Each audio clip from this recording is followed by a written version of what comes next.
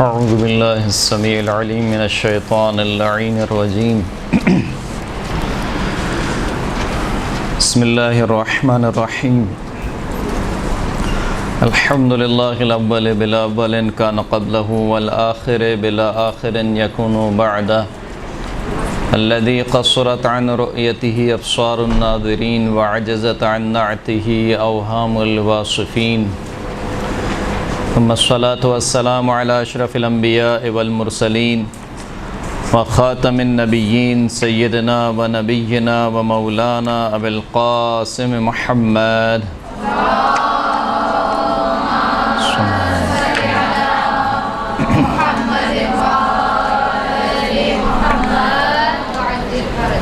وعلى آله الطيبين الطاهرين المعصومين الذين أذهب الله عنهم الرجس وطهرهم تطهيرا صلى على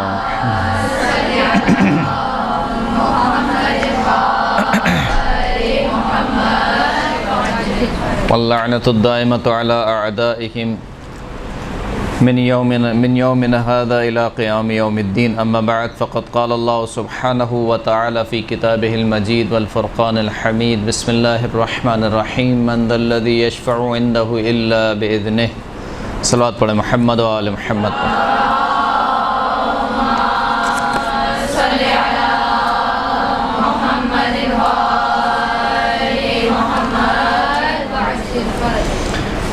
ہماری گفتگو عقیدہ شفاعت کے بارے میں تھی اور گزشتہ گفتگو میں ہم نے شفاعت کی اقسام آپ کی خدمت میں بیان کی تھیں اور اسی طریقے سے شفاعت کی حکمت کو بیان کیا تھا کہ خداوند کریم نے نظام شفاعت کو کیوں رکھا۔ آج ہم پڑھیں گے کہ شفاعت کا اثر کیا ہے، یعنی کیا مطلب، یعنی آیا شفاعت فقط گناہوں کی بخشش کے لیے ہوتی ہے یا ثواب کے اضافے کے لیے بھی شفاعت ہوتی ہے، درجات کے اضافے کے لیے بھی شفاعت ہوتی ہے۔ امت اسلامی کا ایک گروہ ہے کہ جس کو معتزلہ کہا جاتا ہے، ان کے نزدیک شفاعت کا اثر فقط یہ ہے کہ ثواب میں اضافے کے لیے شفاعت ہوتی ہے، گناہوں کی بخشش کے لیے شفاعت نہیں ہوتی، کیونکہ ان کا نظریہ یہ ہے کہ جس شخص نے بھی گناہ کبیرہ کو انجام دیا وہ ہمیشہ ہمیشہ کے لیے جہنم میں رہے گا۔ بڑا خطرناک نظریہ ہے۔ معتزلہ کہتے ہیں کہ جس شخص نے بھی گناہ کبیرہ انجام دیا، اگرچہ کہ مسلمان ہے لیکن اگر گناہ کبیرہ اس نے انجام دیا تو وہ ہمیشہ ہمیشہ کے لیے جہنم میں رہے گا، کیونکہ خداوند کریم نے کہا ہے کہ جہنم جو ہے وہ کافروں کے لیے بنی ہے، فاسقوں کے لیے بنی ہے، اور جو شخص بھی ایک مرتبہ جہنم میں چلا گیا اب اسے دوبارہ کوئی واپس نہیں لا سکتا۔ یہ معتزلہ کا نظریہ ہے، امت اسلامیہ کا یہ نظریہ نہیں ہے، یعنی معتزلہ کے علاوہ اور جتنے بھی اسلامی گروہ ہیں ان کا یہ نظریہ نہیں ہے، بلکہ در حقیقت شفاعت تو ہے ہی اہل کبیرہ کے لیے، یعنی وہ افراد کے جن سے گناہ کبیرہ سرزد ہو گیا ہے اور وہ اپنی بخشش نہیں کروا سکے ہیں، مثال کے طور پر بغیر توبہ کے مر گئے ہیں، یا مثال کے طور پر قبر کے عذاب کے ذریعے سے، برزخ کے عذاب کے ذریعے سے ان کے گناہ ابھی تک ختم نہیں ہوئے ہیں اور ان کے گناہوں کی وجہ سے یہاں تک کہ ان کو جہنم میں ڈال دیا گیا ہے، تو اس وقت ان کی جو شفاعت ہوگی در حقیقت اسی پر جسے کہنا چاہیے کہ شفاعت کا اطلاق کیا گیا ہے، اگرچہ کہ شفاعت عام ہے، یعنی کوئی شخص یہ نہ سمجھے کہ شفاعت فقط گناہوں کی بخشش کے لیے ہوتی ہے۔ جس طریقے سے گناہوں کی بخشش کے لیے شفاعت ہوتی ہے بعینی اسی طریقے سے ثواب میں اضافے کے لیے یا درجات میں اضافے کے لیے بھی کیا ہوتی ہے، شفاعت ہوتی ہے۔ جیسے کہ ایک شخص امام کی خدمت میں حاضر ہوا اور امام سے کہنے لگا کہ یہ جو رسول اللہ صلی اللہ علیہ وآلہ وسلم کی شفاعت ہے، صلی اللہ علیہ وسلم،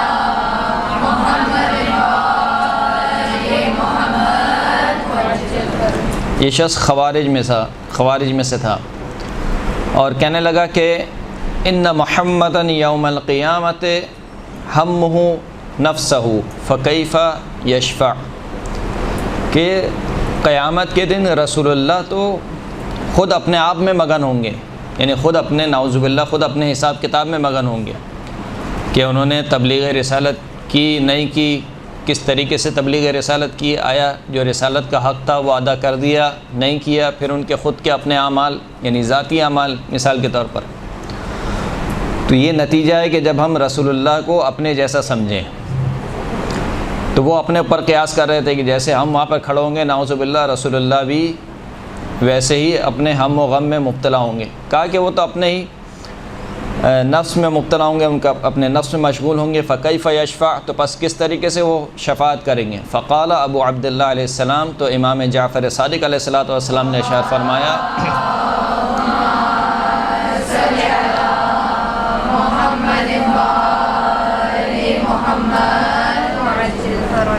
فرمایا کہ ما احد من الاولین والآخرین الا وهو يحتاج الى شفاعت محمد صلی اللہ علیہ وآلہ وسلم یوم القیامہ، کہ اولین اور آخرین میں سے کوئی بھی نہیں ہے مگر یہ کہ وہ قیامت کے دن رسول اللہ کی شفاعت کا محتاج ہوگا۔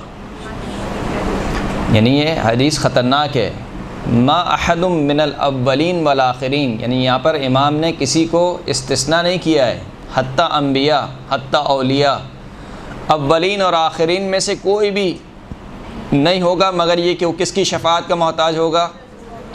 رسول اللہ کی شفاعت کا محتاج ہوگا۔ یہاں تک کہ رسول اللہ صلی اللہ علیہ وآلہ وسلم کی متواتر حدیث ہے جو کہ شیعہ سنی دونوں کتابوں میں نقل ہوئی ہے کہ خداوند کریم ہر نبی کی ایک دعا مستجاب ہوتی ہے، اور میں نے اپنی جو مستجاب دعا ہے اس کو ذخیرہ کر رکھا ہے اپنی امت کے گناہ کبیرہ انجام دینے والے افراد کے لیے، لہٰذا قیامت کے دن میں اپنی امت کے وہ افراد جنہوں نے گناہ کبیرہ کو انجام دیا ہوگا ان کی شفاعت کروں گا۔ یہ تواتر کے ساتھ حدیث ہے گی، شیعہ سنی دونوں کتابوں میں اس حدیث کو نقل کیا گیا ہے۔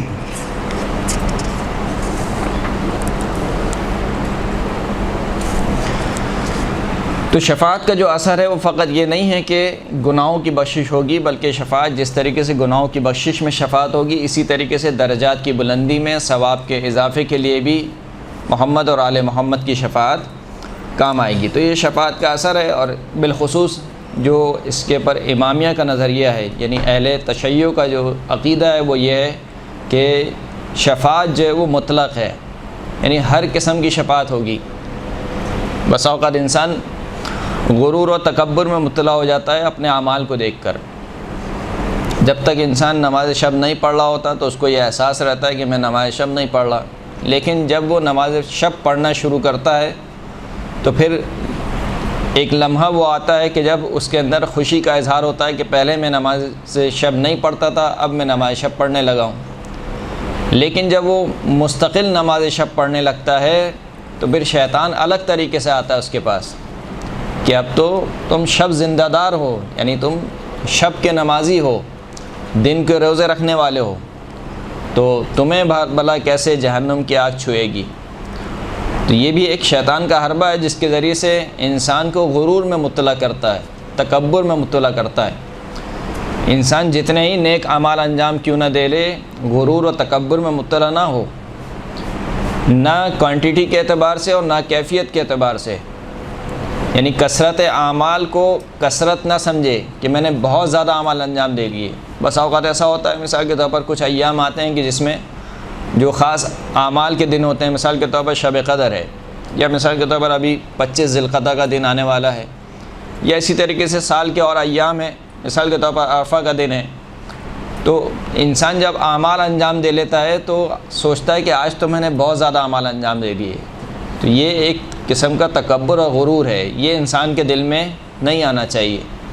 سوچنا یہ چاہیے کہ یہ جتنے بھی اعمال انجام دیے ہیں پہلے تو قبول ہوں گے یا نہیں ہوں گے، یعنی کس نیت سے انجام دیے ہیں۔ ثانیاً دوسری بات، اگر قبول ہو گئے تو میرے کچھ گناہ تو ایسے نہیں ہیں جو حبط اعمال کا سبب بنیں گے، حبط اعمال یعنی اعمال کو ضائع کر دینے کا ثواب. بہت سے گناہ ایسے ہوتے ہیں کہ جس کی وجہ سے انسان کے اچھے اعمال ضائع ہو جاتے ہیں. مثال کے طور پر غیبت ہے. انسان جس کی غیبت کرتا ہے اس کی نیکیاں غیبت جس کی غیبت کی جا رہی ہوتی ہے اس کے نام اعمال میں لکھ دی جاتی ہیں. تو ایک طرف سے انسان پورے دن مثال کے طور پر اعمال میں گزارے اور رات کو غیبت میں گزارے تو یہ بڑا مشکل مرحلہ ہو جائے گا. تو انسان کو غرور میں مبتلا نہیں ہونا چاہیے کہ جو ہے وہ میرے اتنے اعمال ہو گئے ہیں اب مجھے بھلا کون جنت سے بچا سکتا ہے یا میں کیسے جہنم میں جاؤں گا. ایک صلوات پڑھیں محمد و آل محمد.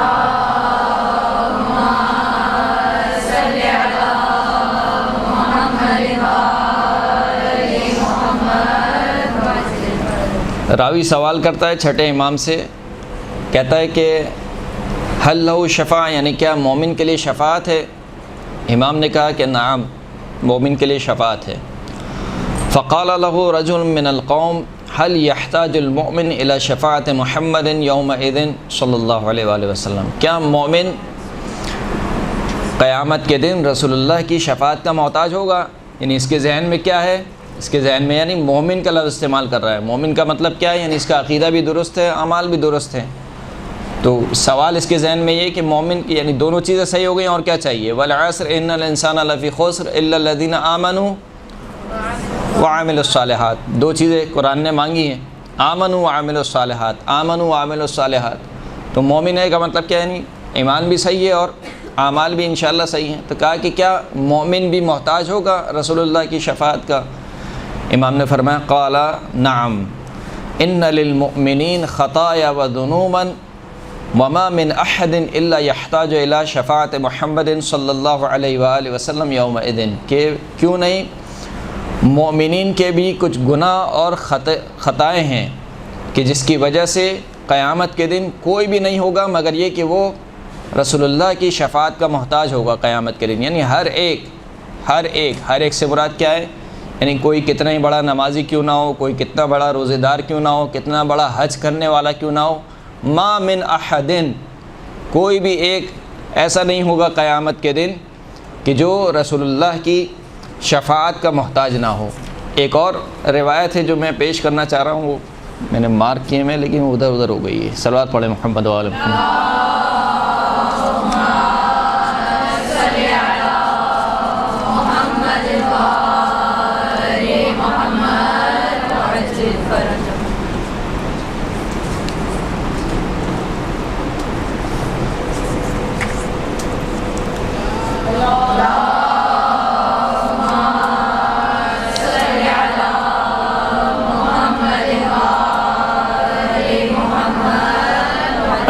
روایت کہتی ہے کہ ابو ایمن جو ہے وہ پانچویں امام محمد باقر علیہ الصلوۃ والسلام کی خدمت میں حاضر ہوا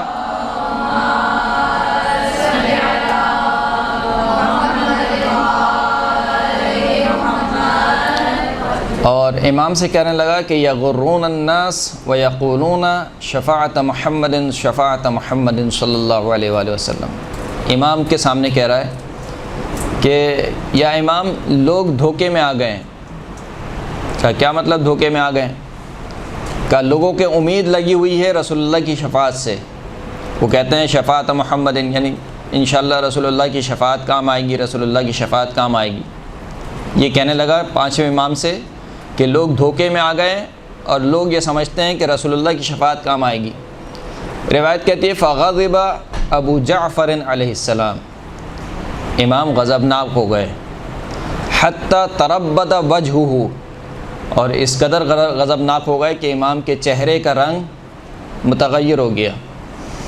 ثم قال, پھر امام نے کہا کہ ویحک یا ابا ایمن, اے ایمن, اے ابو ایمن تجھ پر وائے ہو. اغرک ان عف بطنک, اغرک ان عف بطنک و فرجک. اے ایمن لوگ دھوکے میں نہیں آئے بلکہ تیری پاک دامنی نے تجھے دھوکے میں ڈال دیا ہے. یعنی تو جو سمجھ رہا ہے کہ تو بڑا پاک باز ہے گا, بڑا زہد اختیار کرنے والا اور نمازی پرہیزگار, شرمگاہ کی حفاظت کرنے والا, اپنے پیٹ کی حفاظت کرنے والا, تو سمجھ رہا ہے کہ بس اب تیرا تو بیڑا پار ہے, اب تجھے کسی کی شفاعت کی ضرورت نہیں ہے۔ امام نے فرمایا کہ اغرک ان عف بطنک و فرجک، اے ابا ایمن تجھے تیری پاک دامنی نے دھوکے میں ڈال دیا۔ اما لو قد رأیت افزاء القیامہ لقد احتجت الى شفاعت محمد صلی اللہ علیہ وآلہ وسلم۔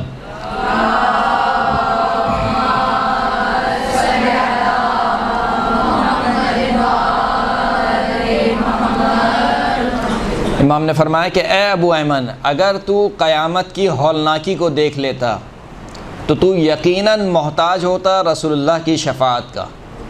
یعنی اتنی پاک دامنی کے باوجود بھی، نماز روزے کے باوجود بھی اگر تو قیامت کی ہولناکی کو دیکھ لیتا تو رسول اللہ کی شفاعت کا محتاج ہوتا۔ وَإِلَّكَ فَهَلْ يَشْفَعُ إِلَّا لِمَنْ وَجَبَتْ لَهُ النَّارُ۔ پھر اس کے بعد امام نے فرمایا کہ رسول اللہ کے لیے حق کے شفاعت ہے ان کی امت میں، وَلَنَا الشَّفَاعَةُ فِي شِيعَتِنَا، اور ہمیں حق کے شفاعت دیا گیا ہے ہمارے شیعوں کے حق میں، وَلِشِيعَتِنَا الشَّفَاعَةُ فِي أَهْلِهِمْ، اور ہمارے شیعوں کو حق کے شفاعت دیا گیا ہے ان کو ان کے اہل و عیال کے حق میں۔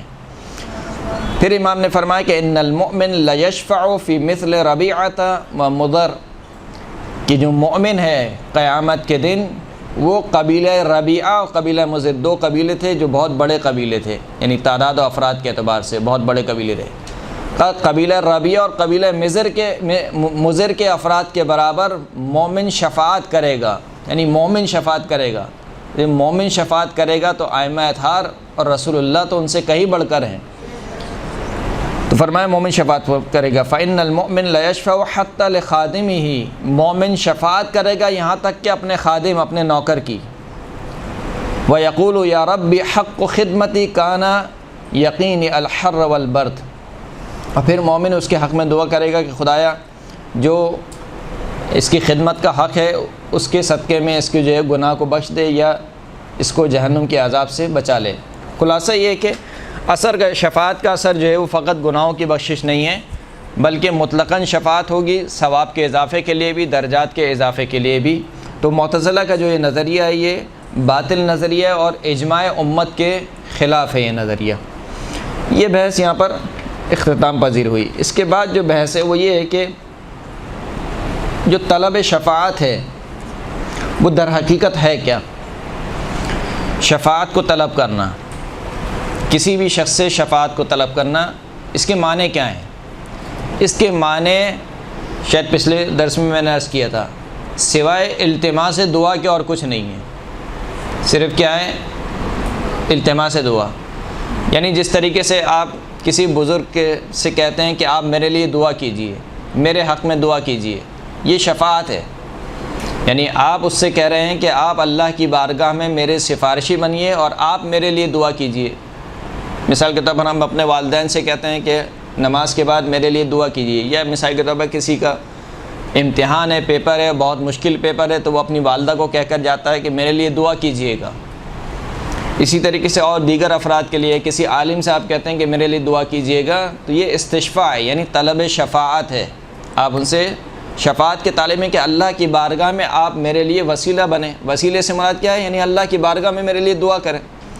جیسے کہ جناب یعقوب علیہ السلام کے بیٹوں کا قول تھا کہ یا ابانا استغفر لنا ذنوبنا ان کنا خاطئین، کہ اے ہمارے بابا جان ہمارے لیے اپنے رب سے استغفار کریں، ہم جو ہے وہ خطا کار ہیں۔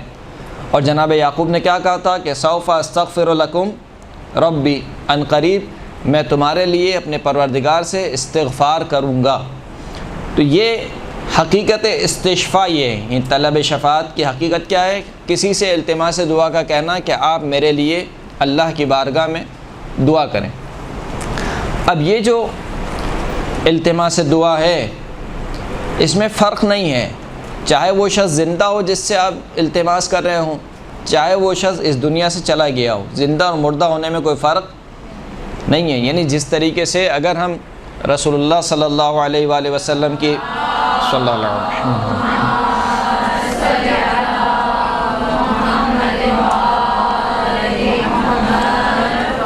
اگر ہم ان کی حیات میں زندہ ہوتے اور ہم ان سے کہتے کہ یا رسول اللہ ہمارے لیے دعا کیجئے، بعینی اسی طریقے سے اگر کوئی شخص رسول اللہ کی قبر مبارک کے پاس کھڑے ہو کر یا یہیں سے مثال کے طور پر کہے کہ یا رسول اللہ میرے لیے دعا کیجئے، تو اس میں کوئی فرق نہیں ہے۔ جس طریقے سے وہ کام جائز ہے ان کی حیات میں، اسی طریقے سے ان کے اس دنیا سے چلے جانے کے بعد بھی یہ کام کیا ہے؟ جائز ہے۔ لیکن جو وہابی حضرات ہیں، سلفی حضرات ہیں، وہ کہتے ہیں کہ ایک تو شفاعت فقط مختص ہے قیامت کے دن سے، فقط قیامت کے دن شفاعت ہوگی، وہ بھی رسول اللہ جس کی چاہے شفاعت کریں۔ دوسرا یہ کہ آپ طلب شفاعت نہیں کر سکتے کسی سے، یعنی صحیح ہے رسول اللہ کو حق شفاعت حاصل ہے، لیکن آپ ان سے یہ نہیں کہہ سکتے کہ آپ میرے لیے شفاعت کیجئے۔ کیوں؟ کیونکہ کہتے ہیں کہ یہ جو کام ہے کس کا کام ہے؟ مشرکین کے جیسا کام ہے۔ مشرکین کیا کہتے تھے؟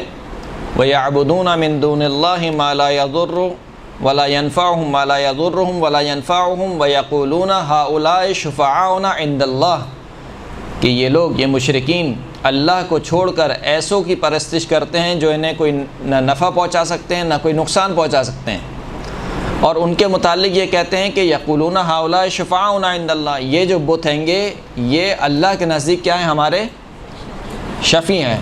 تو گویا وہ طلب شفاعت کر رہے ہیں کس سے؟ بتوں سے۔ تو آپ کا فعل مشابہ ہو جائے گا کس سے؟ مشرکین سے۔ بس کسی سے طلب شفاعت کرنا شرک ہے، کسی سے طلب شفاعت کرنا کیا ہے؟ شرک ہے۔ تو یہ ایک اشتباہ ہے ان کی جانب سے۔ اولاً یہ جو آیت ہے، جس آیت کو وہ ریفرنس کے طور پر پیش کرتے ہیں، خود اس آیت میں نفی ہو رہی ہے ان کے اس قول کی۔ آیت کی ابتدا میں کیا کہہ رہی ہے آیت؟ وَيَعْبُدُونَ مِن دُونِ اللَّهِ، عبادت کرتے ہیں۔ عبادت کرتے ہیں سے کیا مطلب ہے؟ یعنی بتوں کو اپنا رب مانتے ہیں، اپنا معبود مانتے ہیں جس کی عبادت کی جائے، بتوں کو الہ کا درجہ دیتے ہیں، اور پھر کہتے ہیں کہ یہ ہمارے شفیع ہیں۔ تو ان کی جو اصل مذمت ہو رہی ہے وہ اس بات پہ نہیں ہو رہی ہے کہ انہوں نے بتوں کو شفیع کیوں بنایا ہے، اصل مذمت کس بات کی ہے؟ کہ انہوں نے اللہ کا شریک قرار دیا ہے، اور شریک کرانے کا بہانہ کیا ڈھونڈتے ہیں؟ کہ یہ ہمارے شفیع ہیں۔ تو اصل مذمت کس بات پر ہے؟ شفیع بنانے پر ہے یا بتوں کو اپنا رب بنانے پر ہے؟ بتوں کو اپنا رب بنانے پر مذمت ہو رہی ہے، نہ کہ شفیع بنانے پر۔ اور اگر شفیع بنانے پر بھی مذمت ہو رہی ہے تو وہ اس وجہ سے نہیں ہو رہی ہے کہ انہوں نے خدا کو چھوڑ کر کسی کو شفیع کیوں بنایا، بلکہ مذمت اس وجہ سے ہو رہی ہے کہ جس کو اللہ نے حق کے شفاعت نہیں دیا اس کو اپنا شفیع بنا رہے ہیں۔ درست ہے؟ سمجھ میں آ رہی ہے بات؟ کیونکہ قرآن مجید کیا کہہ رہا ہے کہ من ذا الذی یشفع عندہ الا باذنہ، کون ہے جو اللہ کی بارگاہ میں شفاعت کرے مگر یہ کہ اللہ کے اذن سے۔ ملائکہ کے بارے میں خداوند کریم کہہ رہا ہے کہ ولا یشفعون الا لمن ارتضی، یہ ملائکہ شفاعت نہیں کریں گے مگر اس کی جس سے اللہ راضی ہوگا۔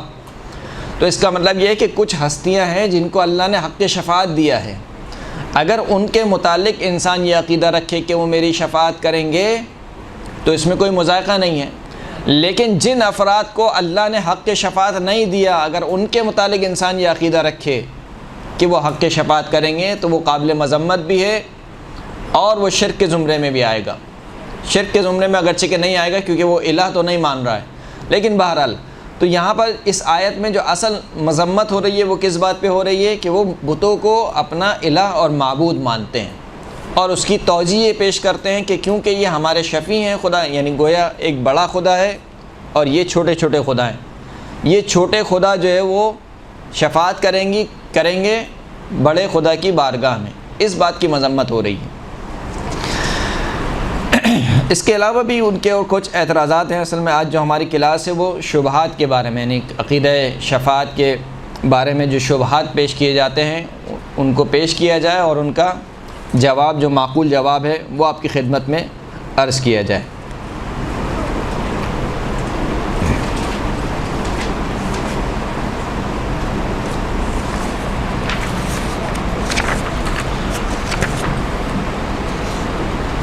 تو یہ ایک اشکال تھا جس کا جواب ہو گیا کہ وہ یہ کہتے ہیں کہ عقیدہ شفاعت کسی سے طلب شفاعت کرنا گویا کیا ہے؟ اللہ کا شریک قرار دینا ہے، حالانکہ ایسا بالکل بھی نہیں ہے۔ اگر کوئی شخص کسی سے طلب شفاعت کر رہا ہے تو اس کا یہ مطلب نہیں ہے کہ وہ اس کو الہ مان رہا ہے یا معبود مان رہا ہے۔ ایک جو ان کا اشتباہ ہوا ہے وہ یہ ہوا ہے جو اس والی آیت سے کہ جس میں خداوند کریم نے ارشاد فرمایا کہ قل للہ الشفاعۃ جمیعا، اے حبیب آپ کہہ دیجئے کہ شفاعت تمام کی تمام کس کے لیے ہے؟ اللہ کے لیے۔ بس خدا خود کہہ رہا ہے کہ اللہ کے لیے شفاعت ہے، یعنی اللہ کے علاوہ کسی کے لیے شفاعت نہیں ہے۔ بس جب اللہ کے علاوہ کسی کے لیے شفاعت نہیں ہے تو آپ جب اللہ کے علاوہ کسی سے شفاعت مانگ رہے ہیں تو آپ کیا کر رہے ہیں؟ شرک کر رہے ہیں۔ یہ بات سمجھ میں آ رہی ہے نہیں آ رہی؟ کہ جب اللہ کہہ رہا ہے کہ قل للہ الشفاعۃ جمیعا، اے حبیب آپ کہہ دیجئے کہ تمام کی تمام شفاعت کس کے لیے ہے؟ اللہ کے لیے، یعنی اللہ کے علاوہ کسی کے لیے شفاعت نہیں ہے۔ بس جب آپ غیر اللہ سے شفاعت طلب کرتے ہیں تو اس کا مطلب یہ کہ آپ شرک کر رہے ہیں۔ اللہ کہہ رہا ہے کہ تمام کی تمام شفاعت اللہ کے لیے۔ یہ در حقیقت قرآن کو غلط سمجھنے کا نتیجہ ہے، بلکہ اس سے بڑھ کر کہوں قرآن کو بغیر اہل بیت کے سمجھنے کا نتیجہ ہے۔ اسی لیے رسول اللہ نے فرمایا تھا کہ انی تارک فیکم الثقلین کتاب اللہ وعطرۃ اہل بیتی ما ان تمسکتم لن تضلوا بعدی، میں جا رہا ہوں تمہارے درمیان دو گراں قدر چیزیں چھوڑے جا رہا ہوں، ایک اللہ کی کتاب اور ایک میرے اہل بیت۔ جب تک ان دونوں سے متمسک رہو گے، نہ قرآن کا دامن چھوڑنا ہے نہ اہل بیت اطہار کا دامن چھوڑنا ہے۔ اگر ان دونوں میں سے کسی ایک کا بھی دامن چھٹ گیا تو کیا ہو جاؤ گے؟ گمراہ ہو جاؤ گے۔ لن تضلوا بعدی، جب تک ان دونوں کو پکڑے رہو گے میرے بعد گمراہ نہیں ہوگے۔ تو یہ جو گمراہیاں پھیل رہی ہیں بالخصوص قرآن مجید کی آیات کو لے کر پھیل رہی ہیں، یعنی آپ توجہ کریں کہ اس وقت جتنے بھی فرقے ہیں اسلامی، ان کے جو بھی عقائد ہیں وہ اپنے ہر عقیدے کے لیے قرآن کی آیت پیش کرتے ہیں۔ مثال کے طور پر ایک فرقہ ہے جو جبریہ کہلاتا ہے، جو جبر کے قائل ہیں۔ یعنی کیا مطلب؟ یعنی وہ یہ کہتے ہیں کہ انسان کچھ نہیں کرتا، جو کرتا ہے کون کرتا ہے؟ خداوند کریم کرتا ہے۔ یہ ان کا عقیدہ ہے۔ کہا کہ اس عقیدے کی دلیل کیا ہے؟ کہ اس عقیدے کی دلیل یہ ہے کہ خداوند کریم نے فرمایا کہ اللہ نے تمہیں خلق کیا ہے اور جو تم اعمال انجام دیتے ہو اس کو بھی اللہ نے خلق کیا ہے۔ تو ہمارے اعمال کیا ہیں؟ مخلوق خدا ہیں۔ بس جب ہمارے اعمال مخلوق خدا ہیں اس کا مطلب ہمارے اعمال نہیں ہیں۔ کس کے اعمال ہیں؟ خداوند کریم کے اعمال ہیں۔ تو غلط عقیدے کے لیے استعمال کیا کس کے لیے؟ قرآن مجید کی آیات کے لیے۔ اسی طریقے سے اس کے مقابل میں دوسرا عقیدہ ہے جو تفویضیہ کہلاتا ہے، یعنی جو اس بات کا قائل ہے کہ جو کچھ کرتا ہے بس انسان کرتا ہے، اللہ کے ہاتھ میں کچھ نہیں ہے۔ یعنی بالکل 180 ڈگری مخالف عقیدہ ہے کہ جو کچھ کرتا ہے وہ انسان کرتا ہے۔ اس عقیدے کے لیے بھی قرآن کی آیت ہیں کہ جس کے بارے میں خداوند کریم فرماتا ہے کہ دیکھو جو بھی تمہیں نفع یا نقصان پہنچتا ہے وہ تمہارے اعمال کا ہی بدلہ ہے۔ مثال کے طور پر بہت سی ایسی آیات ہیں کہ جو بھی نفع یا نقصان تم تک پہنچتا ہے وہ تمہارے اعمال کا بدلہ ہے۔ تو خداوند کریم خود کہہ رہا ہے کہ تمہارے اعمال کا بدلہ ہے۔ بس جو بھی انسان عمل انجام دیتا ہے وہ اس کا اپنا عمل ہے، اس میں خدا کا کوئی عمل و دخل نہیں ہے۔ امامیہ کا کیا نظریہ ہے؟ الامر بین الامرین، کہ حکم جو ہے وہ دو امر کے درمیان ہے۔ نہ انسان مکمل خود مختار ہے اور نہ انسان مکمل مجبور ہے۔ نہ مکمل خود مختار ہے، نہ مکمل کیا ہے؟ مجبور ہے۔ ایسا نہیں ہے کہ انسان خدا کو چھوڑ کر جو چاہے انجام دے، ہو ہی نہیں سکتا۔ انسان جو بھی عمل انجام دے رہا ہے اللہ کی دی ہوئی قدرت سے انجام دے رہا ہے، ممکن نہیں ہے۔ اور یہ بھی ممکن نہیں ہے کہ جو کچھ بھی انجام دے رہا ہے اس کو خداوند کریم کی گردن پر ڈال دے کہ اگر نعوذ باللہ میں نے کسی کو گالی دی ہے، نعوذ باللہ مجھ سے کوئی گناہ سرزد ہوا ہے تو مجھ سے سرزد نہیں ہوا ہے، وہ تو اللہ نے مثال کے طور پر مجھے قوت و طاقت دی ہے، لہٰذا اللہ نے وہ کام انجام دیا ہے۔ لہٰذا امامیہ کا نظریہ یہ نہیں ہے کہ انسان جو ہے وہ یا تو مکمل خود مختار ہو جائے یا مکمل مجبور ہو جائے، ایسا نہیں ہے۔ تو عرض میں یہ کر رہا تھا کہ ہر فرقے کے پاس قرآن کی آیات موجود ہیں اپنے عقیدے کو ثابت کرنے کے لیے۔ یہ کس وقت ہوگا؟ یہ کیوں ہوا؟ یہ اس وجہ سے ہوا کہ جب امت نے اہل بیت اطہار کا دامن چھوڑ دیا۔ جب آپ اہل بیت اطہار کا دامن چھوڑ دیں گے تو پھر قرآن سے تو مثال کے طور پر کافر بھی اپنے لیے کوئی دلیل لا سکتا ہے۔ کچھ دن پہلے ایک شخص نے مجھے میسج کیا، قرآن مجید کی ایک آیت ہے کہ یہود و نصارہ اور صابئین میں سے جو بھی ایمان لائے اور روز آخرت پر ایمان لائے تو اس کے لیے اجر ہے، اور نہ ہی اس کو کوئی خوف ہوگا اور نہ ہی کوئی حزن و ملال ہوگا۔ اس آیت کو ریفرنس بناتے ہوئے ایک شخص نے کہا کہ بس یہاں پر خداوند کریم کیا کہہ رہا ہے کہ یہود اور نصارہ اور صابئین میں سے جو اللہ پر ایمان لایا اور روز آخرت پر ایمان لایا، یعنی صرف دو چیزیں، اللہ اور روز آخرت۔ اس کا مطلب یہ ہے کہ خود اسلام یہود و نصارہ کے مذہب کو قبول کر رہا ہے، یعنی چاہے آپ یہودی ہوں چاہے آپ نصرانی ہوں، کوئی مسئلے کی بات نہیں۔ اگر آپ اللہ پر ایمان لاتے ہیں، روز آخرت پر ایمان لاتے ہیں، آپ کے لیے اجر بھی ہے اور آپ کو کوئی حزن و ملال بھی نہیں ہے۔ حالانکہ کیا آیت یہی کہہ رہی ہے کہ وہ یہود و نصارہ جو رسول اللہ کو اصلاً رسول نہیں مانتے ہیں، کیسے ممکن ہے کہ ان کے متعلق، یعنی آج کے جو یہود و نصارہ ہیں جو اپنے حقیقی دین پر نہیں ہیں، وہ یہود و نصارہ جو رسول اللہ کی رسالت کا انکار کرتے ہیں، رسول اللہ کو جھوٹا نبی سمجھتے ہیں، کیسے ممکن ہے کہ ان کے متعلق کہا جائے کہ ان کے لیے اجر بھی ہوگا، ان کو کوئی خوف و ملال نہیں ہوگا؟ لیکن ایک غلط عقیدے کے لیے ایک آیت کو ریفرنس کے طور پر پیش کیا گیا، دیگر تمام آیت کو چھوڑ دیا گیا کہ جن آیات میں حد درجہ تاکید کی گئی کہ کیا تم ہمارے اس رسول کو جھٹلاتے ہو جس کا ذکر تمہاری کتابوں میں موجود ہے، یعنی یہود و نصارہ کو مخاطب کرتے ہوئے کہا کہ کیا تم ہمارے رسول کو جھٹلاتے ہو کہ جس کا ذکر تمہاری کتابوں میں موجود ہے۔ تو ایک آیت کو لے کر دوسری تمام آیت کو کیا کیا گیا؟ چھوڑ دیا گیا۔ تو جب اس طریقے سے آپ قرآن مجید کو دیکھیں گے اور فقط ایک آیت کو یا بعض آیت کو پکڑ لیں گے تو پھر نتیجہ یہی نکلے گا، آپ کبھی بھی صحیح عقیدے پر اور صراط مستقیم پر قائم نہیں رہ سکتے۔ اصل سوال ذہن سے نکل گیا۔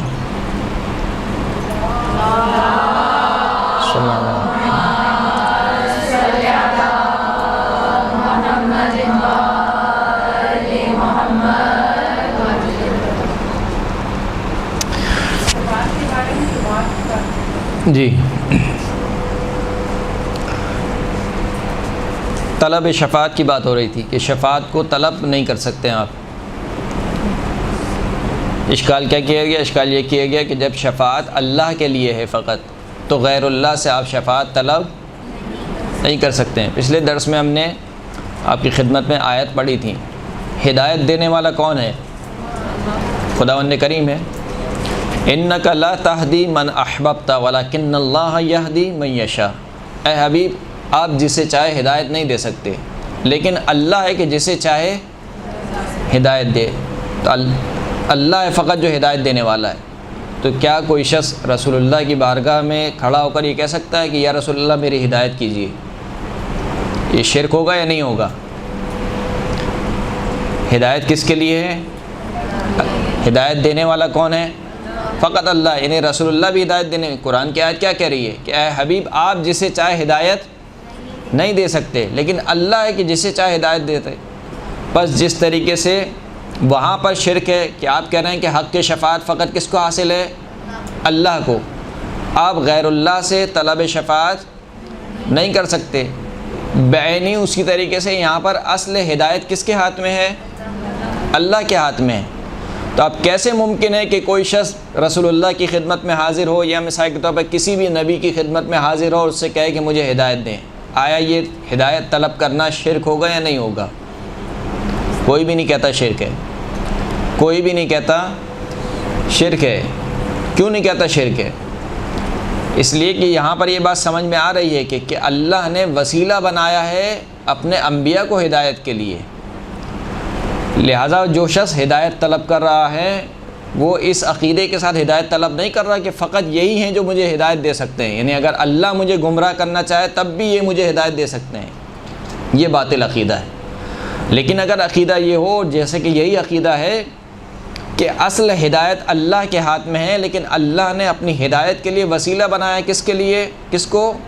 انبیاء کرام کو وسیلہ بنایا ہے، لہٰذا ان سے ہدایت طلب کر رہے ہیں۔ کون سی ہدایت؟ وہی اللہ کی ہدایت جو ان انبیاء سے ملے گی۔ بس بعین اسی طریقے سے اگر ہم کسی سے شفاعت طلب کر رہے ہیں تو اس کا یہ مطلب نہیں ہے کہ ہم اللہ کے مقابل میں کسی کی شفاعت کے قائل ہیں، نعوذ باللہ۔ یعنی اگر کوئی شخص یہ عقیدہ رکھے کہ قیامت میں کچھ بھی ہو جائے رسول اللہ شفاعت کریں گے چاہے اللہ منع ہی کیوں نہ کر دے، نعوذ باللہ، یہ عقیدہ درست نہیں ہے، یہ عقیدہ درست نہیں ہے۔ لیکن اگر عقیدہ یہ ہو کہ کیونکہ رسول اللہ کو اذن حاصل ہے، اللہ نے اجازت دی ہے، بس جب اللہ نے جس کو اجازت دی ہے اگر میں اس سے شفاعت طلب کرتا ہوں تو اس میں کون سی قیامت آ جائے گی۔ اور جو یہ آیت کہہ رہی ہے قل للہ الشفاعۃ جمیعا، کہ اے حبیب آپ کہہ دیجئے کہ فقط اللہ کے لیے شفاعت ہے، گزشتہ درس میں سب سے پہلے درس میں ہم نے اس کے معنی کیے تھے۔ اس کے معنی کیا تھے؟ یہ جو آیت ہے، سو رہے ہیں جاگ رہے ہیں؟ قل للہ الشفاعۃ جمیعا، اے حبیب آپ کہہ دیجئے کہ فقط اور فقط اللہ کے لیے تمام کی تمام شفاعت ہے۔ اس کے معنی کیا ہیں؟ یعنی اللہ کسی کی بارگاہ میں شفاعت کرے گا ہماری؟ اللہ شفیع ہے ہمارا، شفاعت خدا کرے گا۔ جی خدا شفاعت کرے گا۔ خدا کس کی بارگاہ میں شفاعت کرے گا ہماری؟ شفاعت کرنا خدا کی طرف سے شفاعت ہوگی۔ یعنی حق کے شفاعت کا مالک کون ہے؟ خدا ہے۔ نعوذ باللہ یہ معنی نہیں ہے کہ اللہ کسی کی بارگاہ میں ہماری شفاعت کرے گا، وہ اللہ سے بڑھ کر اور کون ہے؟ تو اللہ سے بڑھ کر اور کوئی بارگاہ ہی نہیں ہے، تو اللہ ہمارے اور کسی کے درمیان واسطہ نہیں بن سکتا ہے۔ شفاعت کا معنی ہم نے یہ کیا تھا کہ شفاعت کا معنی کیا ہے کہ کوئی شخص واسطہ بنے بندے اور مخلوق کے درمیان، اس کی گناہوں کی بخشش کے لیے یا اس کے درجات کی بلندی کے لیے۔ اللہ سے اوپر کوئی ہے ہی نہیں، تو پھر اللہ کس کے لیے شفیع بنے گا؟ تو یہاں پر یہ آیت یہ نہیں کہنا چاہ رہی ہے نعوذ باللہ کہ اللہ کسی کی بارگاہ میں ہماری شفاعت کرے گا، بلکہ حق کے شفاعت اصل مالک کون ہے؟ خدا ہے۔ پھر خدا جسے چاہے شفاعت دے دے۔ بعین اسی طریقے جیسے ہم نے کہا کہ اصل ہدایت کس کے ہاتھ میں ہے؟ اللہ کے ہاتھ میں ہے۔ پھر اللہ جسے چاہے ہادی بنائے، لیکن بندہ کسی کو ہادی نہیں بنا سکتا، اللہ جس کو چاہے ہادی بنائے۔ جس طریقے سے تمام کا تمام علم کس کے پاس ہے؟ خداوند کریم ہے، یعنی اس کی ذات عین علم ہے، اس کی ذات کیا ہے؟ عین علم ہے۔ پھر اس کے بعد وہ کسی کو بھی علم دے دے، وہ کسی کو بھی علم دے دے۔ تو جس طریقے سے اور دیگر صفات میں ہم یہ عقیدہ رکھتے ہیں کہ اصل عالم اللہ ہے، اصل رازق اللہ ہے، اصل مالک اللہ ہے، اصل ہادی اللہ ہے، لیکن اللہ کے علاوہ اگر کوئی ہادی، کوئی رازق، کوئی مالک ہے تو وہ اس اعتبار سے نہیں ہے کہ وہ اللہ کو چھوڑ کر مستقل طور پر ہادی یا رازق یا مالک ہے، بلکہ اللہ کا دیا ہوا ہی اس کے پاس ہے۔ اگر کسی سے علم طلب کر رہے ہیں تو اس عقیدے سے کہ اس کے پاس اللہ کا دیا ہوا علم ہے، اس کا اپنا خود کا علم نہیں ہے۔ ایک صلوات پڑھیں محمد وآل محمد۔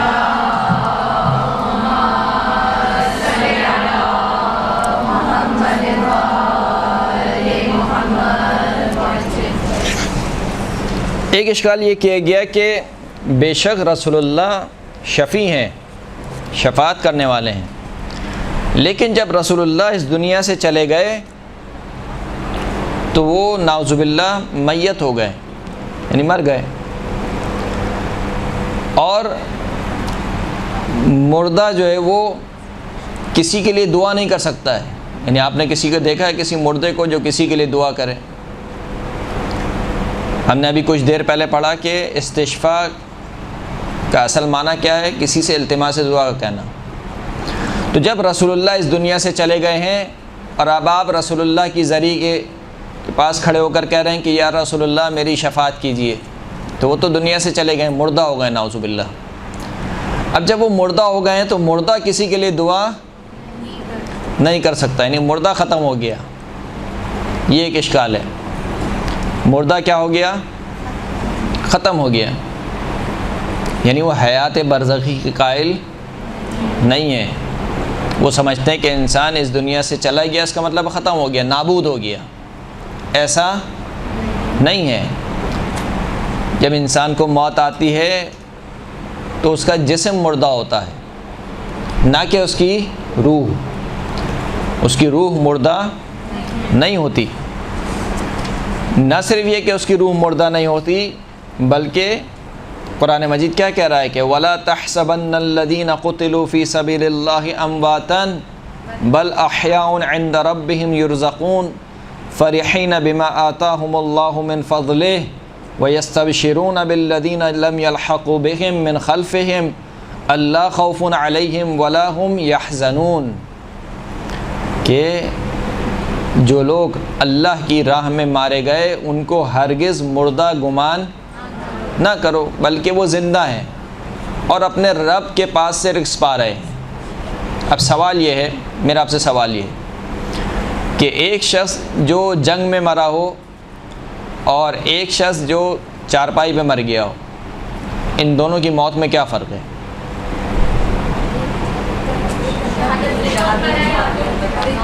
وہ سب درجات ہیں آخری، یعنی فزیکلی طور پر کیا فرق ہے؟ کوئی فرق ہے؟ یعنی اس کی بھی روح نکل گئی ہے، اس کی بھی روح نکل گئی ہے، تو مطلب دونوں مردہ ہو گئے، ایسا ہی ہے یا نہیں ہے؟ یا فزیکلی کوئی فرق ہے کہ اس کی روح تھوڑی سی باقی ہے، اس کی روح تھوڑی سی یا مکمل نکل گئی ہے، اس کی تھوڑی سی باقی ہے؟ ایسا تو نہیں ہے، یعنی فزیکلی طور پر کوئی فرق نہیں ہے دونوں کی موت میں۔ یعنی آپ ایک شخص کو آرے سے کاٹ دیں یا ایک شخص گولی کھا کے مر جائے، موت موت ہے۔ اور یہ جو ہم کہتے ہیں مثال کے طور پر کتنی بری موت مرا ہے یا کتنی اچھی موت مرا ہے، مثال کے طور پر یہ ہم ظاہری اعتبار سے دیکھتے ہیں۔ مثال کے طور پر کوئی شب جمعہ مر جائے تو کہا کہ کتنا اچھا دن ملا ہے، صحیح ہے؟ تو یہ ظاہری اعتبار سے ہم جو اپنی آنکھوں سے دیکھ رہے ہوتے ہیں، اس اعتبار سے ہم کہتے ہیں کتنی بری موت مرا ہے، ورنہ موت موت ہے، کوئی فرق نہیں ہے، ذرہ برابر فرق نہیں ہے فزیکلی طور پر۔ تو جو شخص شہادت کی موت مرا ہے یا رسول اللہ کے ہم رکاب مرا ہے یا وہ شخص جو اپنے گھر کی چارپائی پر مر رہا ہے، یہ دونوں مردہ ہو گئے یا نہیں ہو گئے؟ تو آپ کا کہنا یہ ہے کہ جو شخص مردہ ہو گیا وہ اب کچھ سن نہیں سکتا، وہ اب جو ہے وہ کسی کے لیے دعا نہیں کر سکتا۔ اب اگر کوئی شخص کسی شہید سے طلب شفاعت کرے تو اس کے بارے میں آپ کا کیا نظریہ ہے؟ جس کے بارے میں خدا کہہ رہا ہے کہ یہ زندہ ہیں، ان کو مردہ گمان نہ کرو، تو شہید سے طلب شفاعت ہو سکتی ہے نہیں ہو سکتی؟ ہو سکتی ہے۔ کیوں ہو سکتی ہے؟ کیونکہ آپ کہہ رہے ہیں کہ وہ زندہ ہیں۔ تو ہمارا سوال یہ ہے کہ بھائی وہ تو مر گیا ہے، آپ کہہ رہے ہیں نہیں شہید ہے، کہا شہید رتبہ الگ ہے، لیکن فزیکلی طور پر دونوں مر گئے ہیں، دونوں اس دنیا میں نہیں رہے ہیں۔ یا تو آپ ثابت کیجئے کہ جو شہادت کی موت مرا ہے، مثال کے طور پر اس کا ہاتھ ہلتا ہے، اس کی زبان بولتی ہے، وہ کھانا کھاتا ہے، نہیں فزیکلی طور پر وہ کھانا کھاتا ہے، ایسا ہے کچھ؟ ایسا نہیں ہے۔ یعنی فزیکلی طور پر دونوں کی موت ایک جیسی ہے، دونوں نہ ہاتھ ہلا سکتے ہیں، نہ زبان ہلا سکتے ہیں، نہ آنکھیں کھول سکتے ہیں، کچھ نہیں کر سکتے، دونوں ایک جیسے ہیں۔ تو پھر ایک سے مانگ سکتے ہیں، ایک سے نہیں مانگ سکتے ہیں، یہ کیسے ممکن ہے؟ تو اس کا مطلب یہ ہے کہ جب خداوند کریم کہہ رہا ہے کہ ہم نے انسان کی روح کو قبض کر لیتے ہیں، نفس کو قبض کر لیتے ہیں، تو اس کا یہ مطلب نہیں ہے کہ انسان مر جاتا ہے، مٹ جاتا ہے۔ اس لیے قرآن مجید کی تعبیر کیا ہے؟ تبارک الذی بیدہ الملک وہو علی کل شیء قدیر الذی خلق الموت والحیات۔ کیا تعبیر ہے؟ خلق الموت، موت کو جس نے خلق کیا ہے، والحیات، اور زندگی کو خلق کیا ہے۔ خلق ایک امر عدمی ہے یا امر وجودی ہے؟ جب کہا جائے کہ اللہ نے یہ چیز خلق کی ہے، یعنی کیا مطلب؟ یعنی یہ چیز وجود میں آئی ہے اب، درست ہے؟ تو قرآن جو تعبیر کر رہا ہے موت کو عدم سے نہیں کر رہا کہ اگر موت آ گئی تو اس کا مطلب مر مٹ گئے، ختم ہو گئے، نہیں۔ خلق الموت، موت کو خلق کیا یعنی اب دوسری زندگی شروع ہو گئی ہے۔ وہ ایک زندگی کا ایک حصہ تھا جو انسان نے دنیا میں گزار لیا، اب جیسے ہی موت آ گئی ہے، اب موت کے بعد سے اگلی زندگی کیا ہو گئی ہے؟ شروع ہو گئی ہے۔ بس اس کا مطلب یہ نہیں کہ جب انسان مر جاتا ہے تو وہ مر مٹ جاتا ہے، کسی کے لیے دعا نہیں کر سکتا، یہ غلط عقیدہ ہے۔ ایک اور آیت، فَإِذَا جِئْنَا مِن كُلِّ أُمَّةٍ بِشَهِيدٍ وَجِئْنَا بِكَ عَلَى هَؤُلَاءِ شَهِيدًا، سورہ مبارکہ نساء کی آیت نمبر 41۔ اے حبیب اس وقت کو یاد کرو کہ جب ہم ہر امت سے ایک شہید اٹھائیں گے، گواہ کو اٹھائیں گے، وَجِئْنَا بِكَ عَلَىٰ هَٰؤُلَاءِ شَهِيدًا، اور آپ کو ان گواہوں پر گواہی کے طور پر اٹھائیں گے، رسول اللہ کو یا آپ کو گزشتہ امتوں پر گواہی کے لیے کیا کریں گے؟ اٹھائیں گے۔ اور سوال یہ ہے کہ رسول اللہ اس دنیا سے رخصت ہو گئے ہیں کون سی ہجری کو؟ 10 یا 11 ہجری، جو بھی وہ 10 یا 11 ہجری سے لے کر جب تک قیامت آئے گی کتنے انسان آ جائیں گے؟ ان سب پر رسول گواہ ہیں یا نہیں ہیں؟ تو کیسے گواہ ہیں؟ وہ تو مر گئے ہیں۔ آپ کے بقول جو مر گیا وہ ختم ہو گیا، یعنی بالکل ختم ہو گیا، اس میں کچھ احساسات نہیں ہیں۔ جب وہ بالکل ختم ہو گیا تو وہ کیسے گواہی دے گا؟ خداوند کریم کہہ رہا ہے کہ نہیں، ہم آپ کو گواہ اٹھائیں گے۔ اس کا مطلب یہ ہے کہ رسول اللہ اس دنیا سے چلے گئے ہیں۔ اس دنیا سے چلے جانے کا مطلب یہ نہیں ہے کہ نعوذ باللہ وہ مر مٹ گئے ہیں، بلکہ ان کی روحانی زندگی جس طریقے سے پہلے جاری تھی وہ ابھی بھی جاری و ساری ہے۔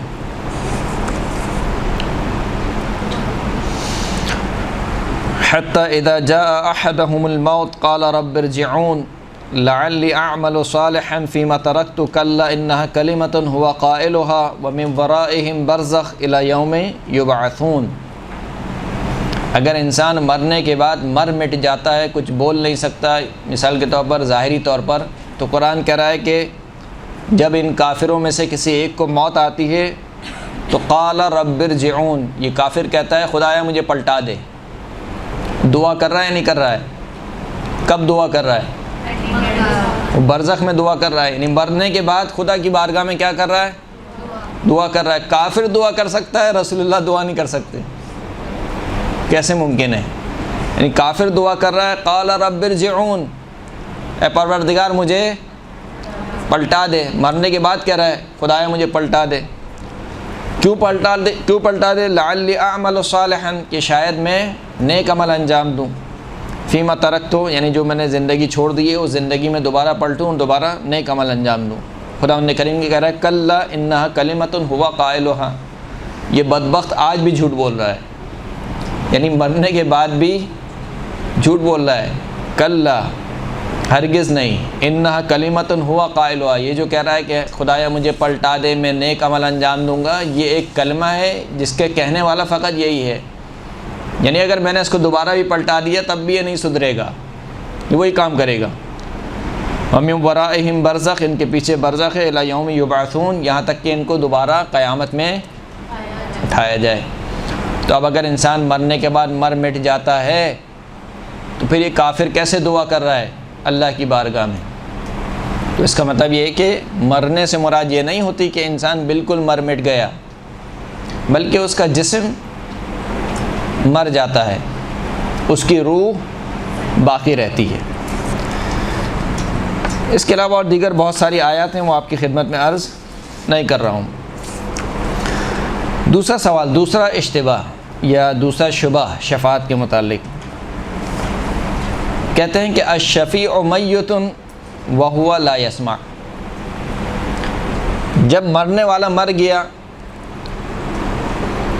تو مرا ہوا شخص کچھ سن نہیں سکتا ہے،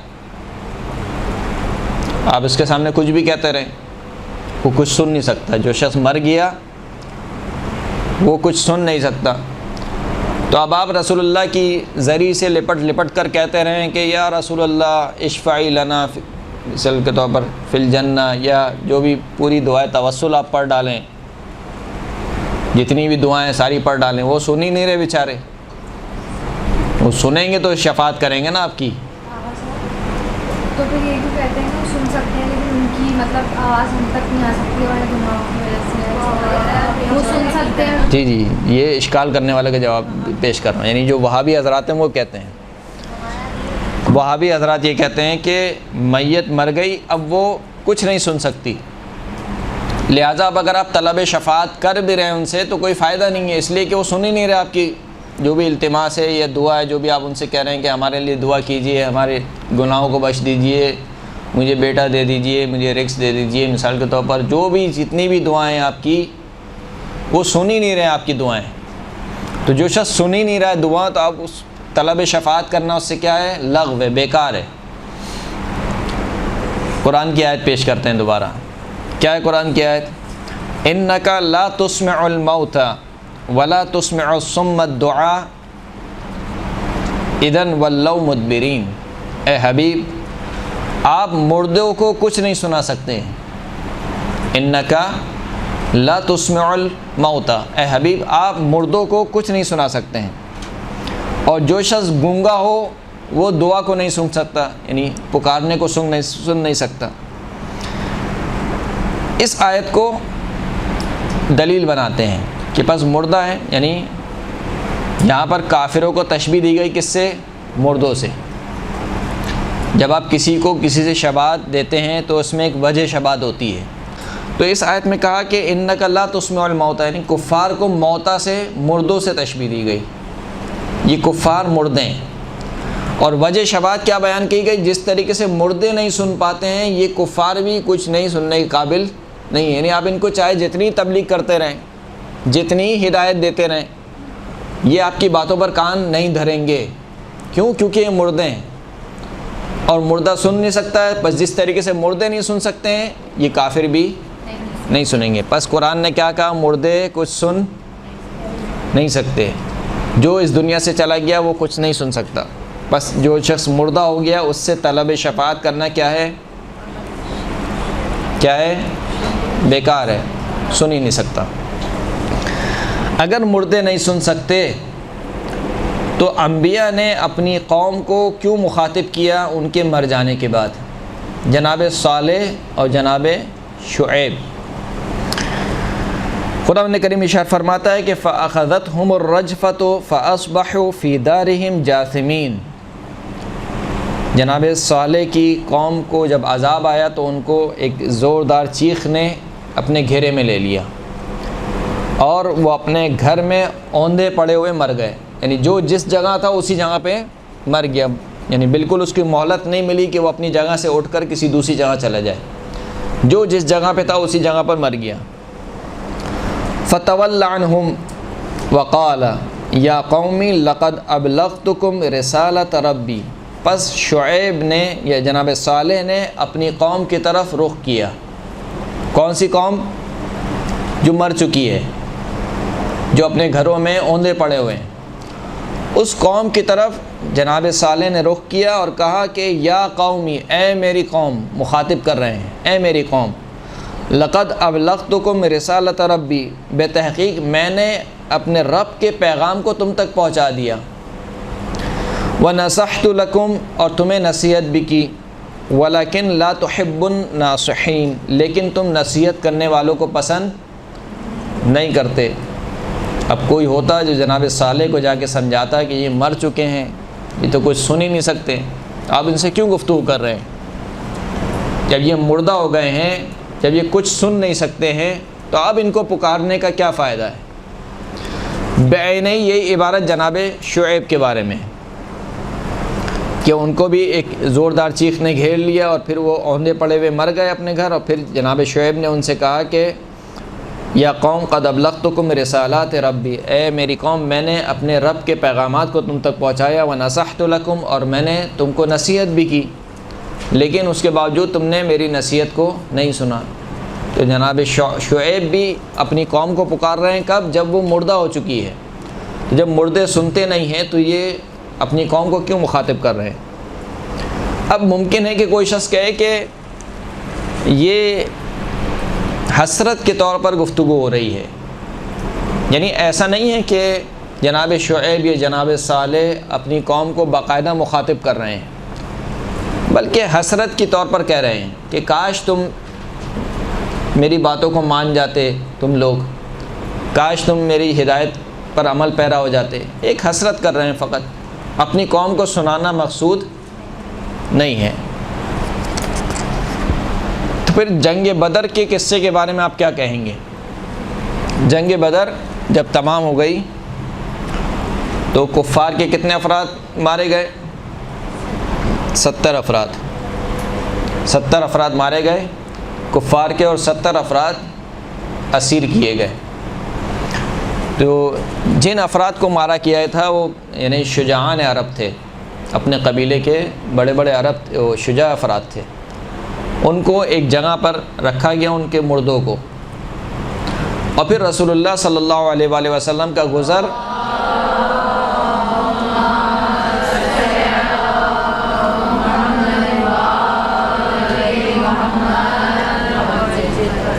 اس جگہ سے ہوا کہ جہاں پر وہ مردے پڑے ہوئے تھے، کفار کے مردے پڑے ہوئے تھے. رسول اللہ نے مخاطب کیا ان کفار کو جو کہ مر گئے تھے، یا اہل القلیب، یا عتیبہ ابن ربیعہ، یا شبیعۃ ابن ربیعہ، یا امیۃ ابن خلف، یا ابا جہل، فلاں فلاں، سارے نام لیتے گئے رسول اللہ، سب کو پکارا اور پکار کے کہا کہ حل وجدتم ما وعدکم ربکم حقا، کیا تم نے اپنے رب کے پروردگار کے وعدے کو، اپنے پروردگار کے وعدے کو حق پایا یا نہیں پایا؟ رسول اللہ پکار رہے ہیں کس کو؟ کفار کو. کون کفار؟ جو کہ مردہ ہیں، مر چکے ہیں. ان کو پکار کے کیا کہہ رہے ہیں کہ حل وجدتم، کیا تم لوگوں نے اپنے پروردگار کے وعدے کو حق پایا یا نہیں پایا؟ اب یہاں پر کوئی شخص یہ نہیں کہہ سکتا ہے کہ یہاں پہ حسرت کر رہے ہیں، بلکہ سوال کر رہے ہیں رسول اللہ ان سے. تو کوئی رسول اللہ کو سمجھاتا جا کے یہ مردے ہو چکے ہیں، یہ تو کچھ سن نہیں سکتے، اب ان سے سوال کرنے کا کیا فائدہ؟ آپ مردوں سے سوال کر رہے ہیں. فقال له بعض اصحابہ، تو رسول اللہ کے بعض اصحاب میں سے کسی ایک شخص نے کہا، وہابی وہاں پر بھی تھے، کہا یا رسول اللہ اتنادی قوما موتا، اے رسول اللہ کیا آپ ایسی قوم کو پکار رہے ہیں جو مر چکی ہے؟ مر چکی ہے، پکارنے کا کیا فائدہ؟ آپ ایسی قوم کو پکار رہے ہیں. رسول اللہ نے جو جواب دیا وہ کیا تھا؟ وما انتم باسمع لما اقول منہم، جو بات میں ان سے کہہ رہا ہوں یہ تم سے زیادہ سننے والے، تم ان سے زیادہ سننے والے نہیں ہو. یعنی جس طریقے سے تم میری آواز سن رہے ہو، یہ مردے بھی میری آواز کیا کر رہے ہیں؟ سن رہے ہیں. وَلَكِنَّهُمْ لَا يَسْتَطِعُونَ أَن يُجِيبُونِي، لیکن تم میں اور ان میں یہ فرق یہ ہے کہ تمہاری زبان چل رہی ہے جو رسول اللہ کے سامنے زبان درازی کر رہے ہو، اور ان کی زبانیں کیا ہیں؟ لگام لگ چکی ہیں، یہ جواب نہیں دے سکتے ہیں فقط. یعنی یہ سن رہے ہیں جس طریقے سے تم سن رہے ہو، تم میں ان میں فرق یہ ہے کہ تمہاری زبان چل رہی ہے، ان کی زبانیں بند ہو چکی ہیں، جواب نہیں دے سکتے. تو یہ واقعہ تاریخ کی کتابوں میں نقل ہے، احادیث کی کتابوں میں نقل ہے، شیعہ سنی دونوں کتابوں میں یہ واقعہ نقل ہے. صراحت کے ساتھ کہہ رہے ہیں رسول اللہ. کون سے مردوں کو کہہ رہے ہیں؟ کفار کے مردوں کو، کہ یہ سن سکتے ہیں. تو پھر آپ کیسے کہہ رہے ہیں کہ رسول اللہ نہیں سن سکتے؟ یعنی کافر سن سکتا ہے لیکن رسول اللہ نہیں سن سکتے ہیں، کیسے ممکن ہے؟ تو بہرحال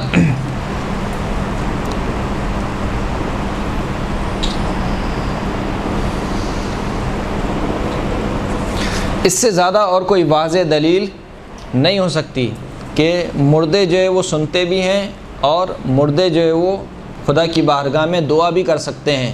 لہٰذا ہم بھی جب کسی بھی معصوم کی بارگاہ میں جاتے ہیں یا رسول اللہ کی بارگاہ میں جاتے ہیں تو جب ہم ان سے طلب شفاعت کرتے ہیں تو سوائے التماس دعا کے اور کچھ نہیں ہوتا.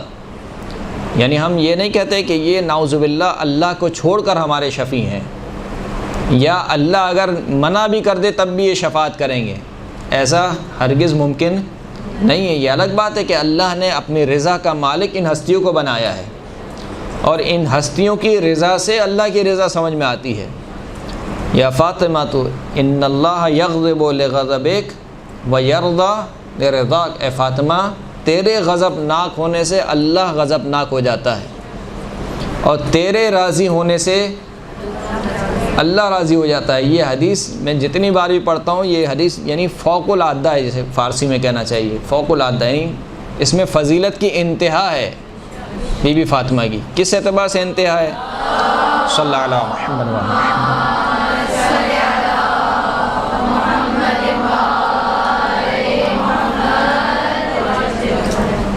اس لیے کہ احادیث کا ایک باب ہے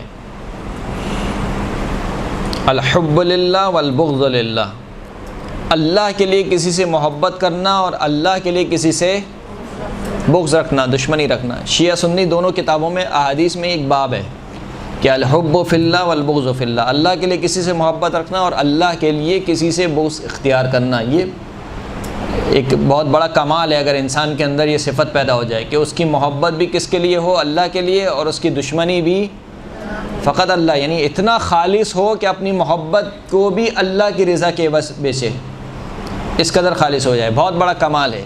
لیکن اس کمال سے بڑھ کر بی بی فاطمہ کا کمال یہ ہے کہ رسول اللہ یہ نہیں کہہ رہے کہ اے فاطمہ تو جس سے محبت کرتی ہے اللہ کے لیے کرتی ہے، تو جس سے بغض رکھتی ہے اللہ کے لیے بغض رکھتی ہے، بلکہ رسول اللہ یہ کہہ رہے ہیں کہ اے فاطمہ تو اگر راضی ہو جائے تو اللہ راضی ہو جاتا ہے۔ صلی اللہ علیہ محمد وآل محمد۔